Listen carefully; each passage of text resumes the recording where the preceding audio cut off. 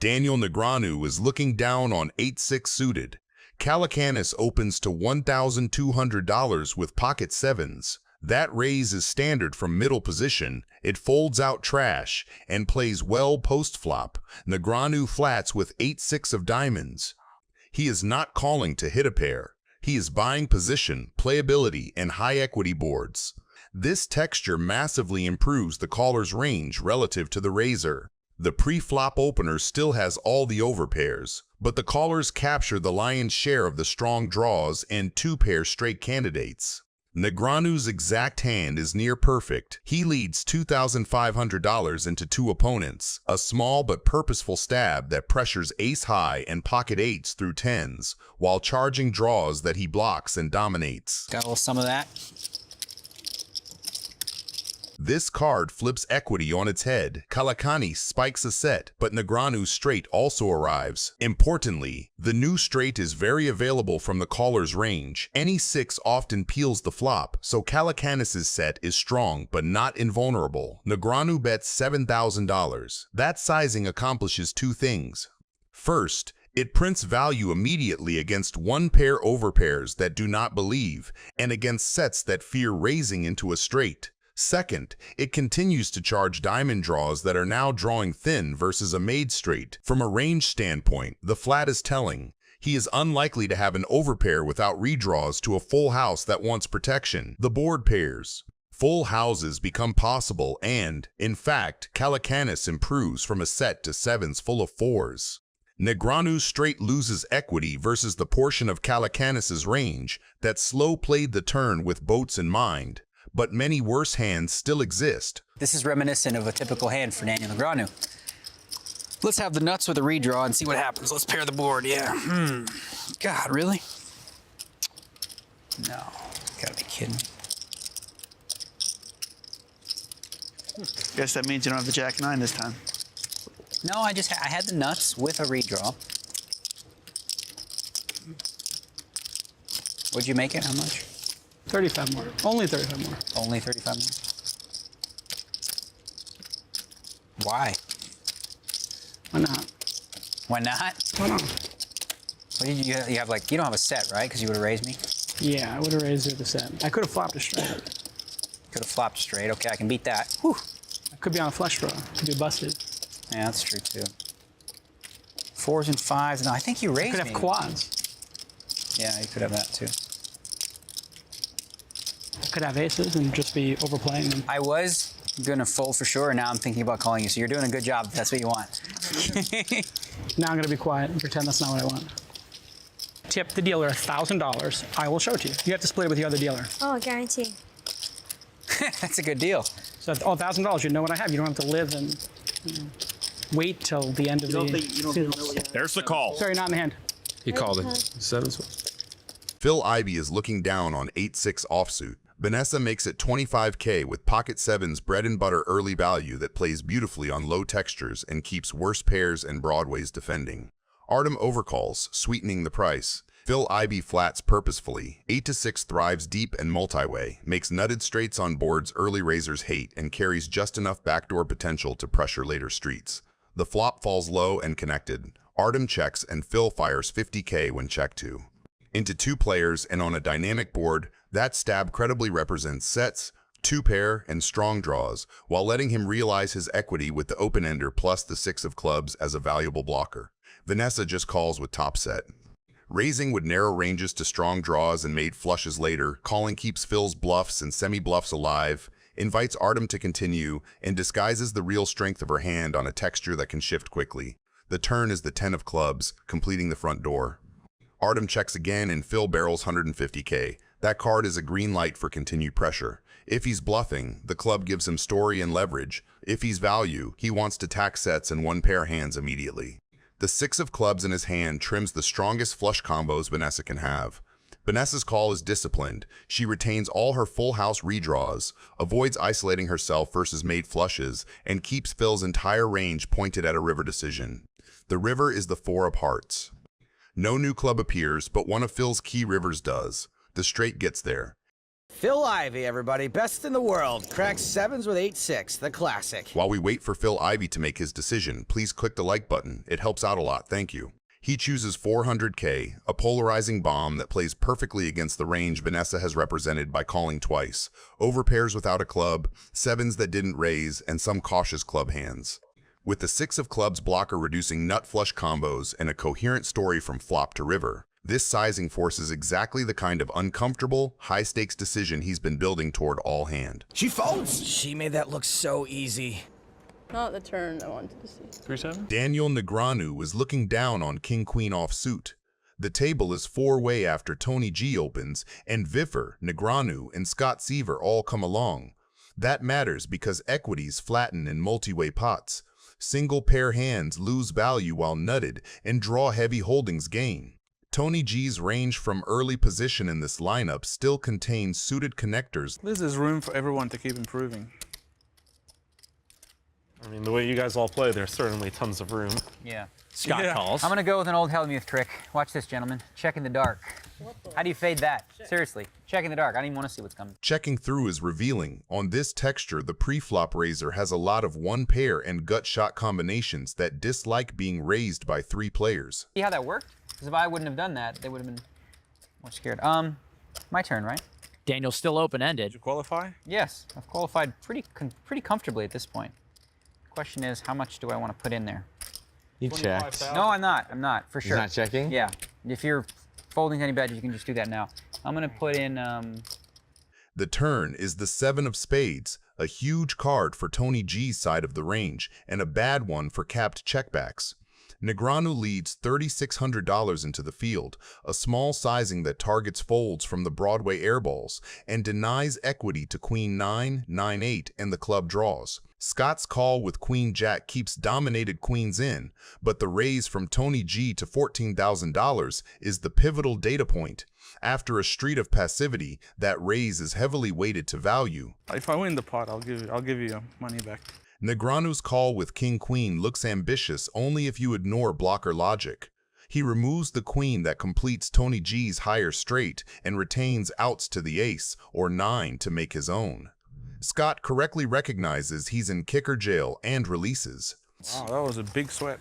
Took a long time. That speech really got him. he made a big laydown just now. The river is the 9 of diamonds. Range-wise, it's a dagger for Tony G. His made straight from the turn remains a straight, but Negreanu's King-Queen now upgrades to the higher straight. When Negreanu fires $35,000, the story is polarized between exactly that high straight and bluffs that bricked clubs or random Queen X that tried to push Tony G off a one-pair hand. Are you also offering my 4,800 back if you... Tony calls and Daniel wins a $100,000 pot. I had the nuts on the turn. Wow, well done. Felt like Daniel Negreanu is looking down on Jack 9 suited. He opens to $3,000 on the button, a classic small ball steal that also invites dominated jacks and queens to continue. Doyle Brunson flat calls in the small blind with Queen Jack suited, a smooth defend that keeps Negreanu's range wide and retains post-flop maneuverability. Well, there's a lot of money out there, baby. A lot of money out there.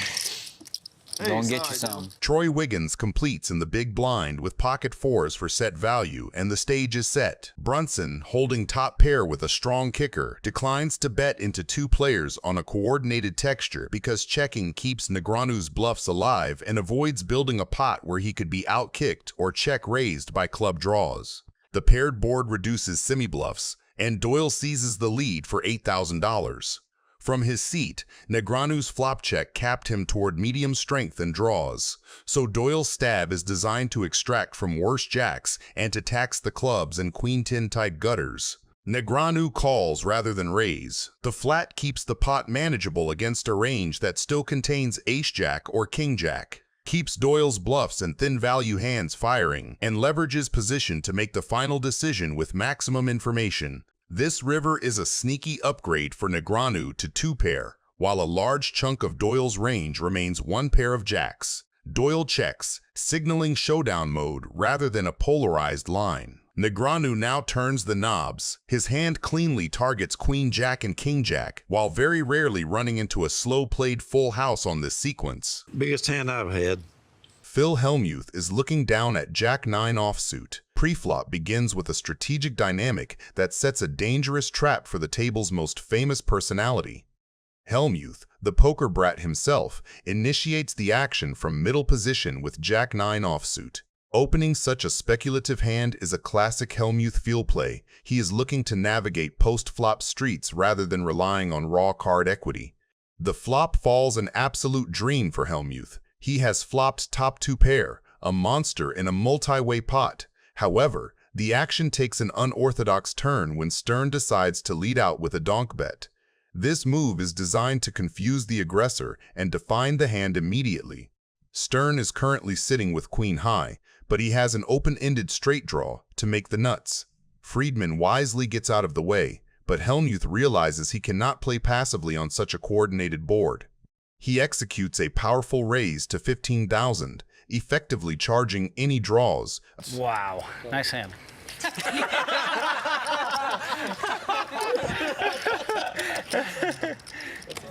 The turn brings the 8, which is the single most catastrophic card in the deck for Hellmuth. It completes the straight for Stern. In a brilliant tactical reversal, Stern does not check to the razor. He leads out again for 25,000. This is a masterclass in psychological warfare. By leading out after the board gets scarier, Stern makes his hand look like a semi-bluff or a pair of jacks that is scared of the straight. Hellmuth is now in a strategic torture chamber. He still holds 2 pair, but he is staring at a straight on the board. The river is the 7, a card that puts even more straights on the board and makes the hierarchy even muddier. Stern, sensing that Hellmuth is in call-down mode, fires a final value bet of 35,000. He is asking Hellmuth to pay a significant tax to see the winner. Hellmuth enters a deep tank, visibly agonized by the board runout. He knows that any 10 or 5 beats him, yet his 2 pair feels too precious to release. Is this for real? I mean, are these hands for real? Phil's impression of David after dentist. Wow. What can I beat? I mean, I guess I can beat Jack 8. All right. Phil calls. Ejector seat in 3, 2, 1, blast off.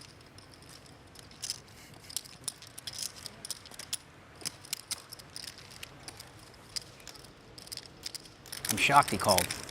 I didn't think he was going to call these. Hands for real? I don't know what you could have to call the raise and just fire. That was weird. I thought you were going to lay that one down, brother.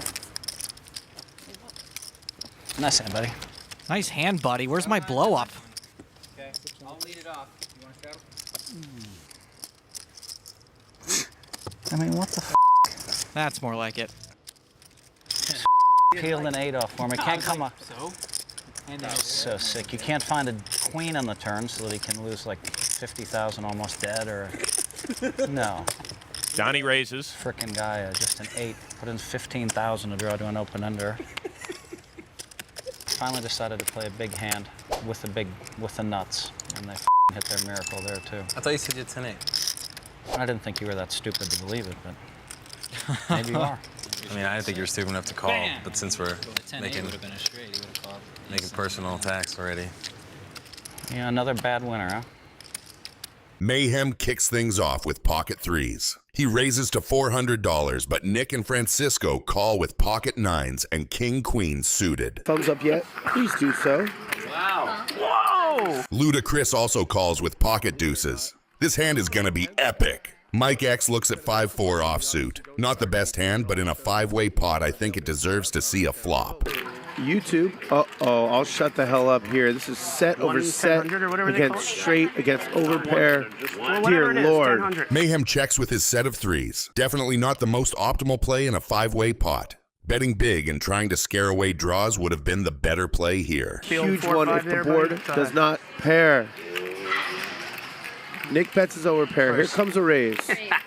Mike X sitting there with the nuts. He's tanking, probably deciding how to get value without scaring everyone off. He doesn't want to make it obvious he's sitting pretty, but he also wants to get paid. It's a tricky balance. Does he slow play it or fire to build the pot? Tough call in this high-stakes moment. And Mike, what a cooler flop this is. Look at Luda. Whoa. Trying to figure out what the hell Mike could have here. Mayhem moves all in with his set of threes. He's probably thinking he surely wins this one. But with 2 sets already on the board, it's just one of those nasty spots where the cards align against him. Can't win them all. And this hand's a brutal reminder of that. 12, 13, 15. Puts the call in. Mike's got the straight and he knows he's ahead. But this much action, 2 big raises in front of him, that's the kind of thing that makes even the nuts feel sketchy. He's sitting there doing mental gymnastics while trying not to look too interested. I'm all in. He's gonna send it all in. I guess I already decided. Fuck me. All right, one time, call. Mayhem needs a 6, 6. a 3, or running 7s. 7, 6, or 3 for Mayhem. Luda needs a 2. Otherwise, Mike's gonna win an 89K pot. Oh my God. Wow. No, but Chris runs a massive side pot. Sorry, Mike. Wow. Oh, wow, you called the 6. That's so sick. Wow, that's so gross. Luda ends up winning in this hand. Needed that. Wow. Hellmuth is looking down on pocket kings. Pre-flop, this is a classic clash between raw power and disguised strength. Tony G opens light, Mercier flats on the button with pocket 3s, and Hellmuth in the blind wakes up with kings. Raise pot. His raise to 8,600 is a big, old-school squeeze sizing that tries to punish Tony's wide open and isolate one player. When Tony gets out of the way and... You got a couple of hundred on and I'll play every time pre-flop. Why don't you add some more money on, Phil? I'll give you a flip every time then. See what sort of a genius you are then. Mercier calls, the dynamic is already set. Phil has defined his range as extremely strong, while Jason has a capped, small pair suited connector, looking range that wants to see flops and play poker post-flop.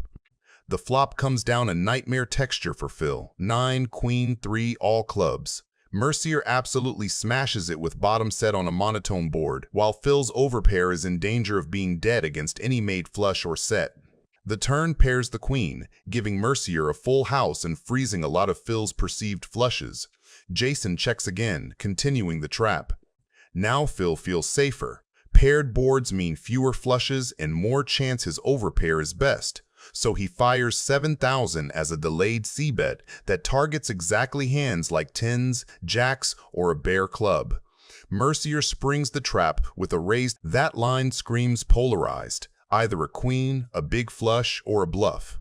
With kings and the king of clubs, Phil decides to hang on and call, planning to reevaluate rivers. The river brings a 4th club, completing every possible flush and leaving full houses at the absolute top. From Mercier's seat, this is perfect. The story he has told of a strong queen or big flush is still completely consistent, and his actual hand, a full house, comfortably beats both. He jams, ripping in the rest of his stack. Come on, what in the heck is going on here? This is ridiculous.